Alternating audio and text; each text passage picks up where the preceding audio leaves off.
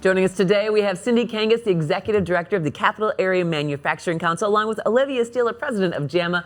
Welcome to Morning Blend. Cindy, talk about why it's so important to recognize women in manufacturing. Oh, well, the average worker in manufacturing is about 55 years old. Okay. And they're aging up and out, and we really want to nurture the talent pipeline. And a lot of the people that are considering these jobs are traditionally men, and we want women to know that they can be a skilled tradesperson, they can work in manufacturing. We need them. And there's a different narrative now. You know, it's not the dark and dirty, dingy manufacturing world that you may have heard about. It's very high tech. There are entry-level jobs, engineers, CEOs that are women, and we really want women to consider these jobs. And I love your outfits today because you are celebrating Rosie the Riveter, and you're doing something big in March to do this too. So this is kind of a gathering of several manufacturing councils from across the state. And most of us have women in manufacturing groups that meet. And we found out that there's a Rosie the Riveter today, which is March 21st, and we thought, well, let's have a party.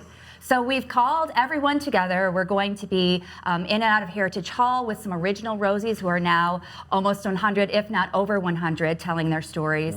And we're going to have a giant picture of all of these women in manufacturing in their Rosie attire, much like Olivia and I, on the Capitol steps. We're going to take a giant Rosie picture and just celebrate these women from World War II that helped win the war for us. Yeah.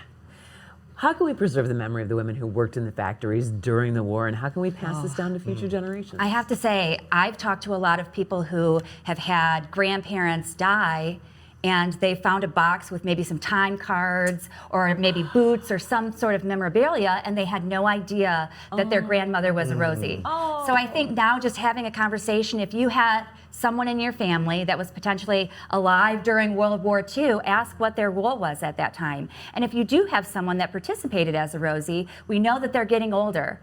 So take video of their story. You know, share it with friends, share it with family. It's so important. Their role was so important, and not a lot of people know about it. And they were heroes. They helped us win the war. Oh my gosh, when you think about these bomber planes that they were making, or these ships, or these guns, and right here in Michigan, in our backyard, it's amazing. What do you call younger generation So Rosies? they're called rosebuds if they're, you know, part of that next generation of Rosies. So, you know, we all are kind of Rosie supporters, and we all love Rosie, but it's amazing to hear from that next generation of their daughters.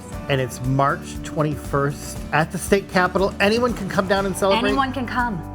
Capital Area Manufacturing Council, March 21st. Put that on your calendar. Come down to the state capitol. Thank you.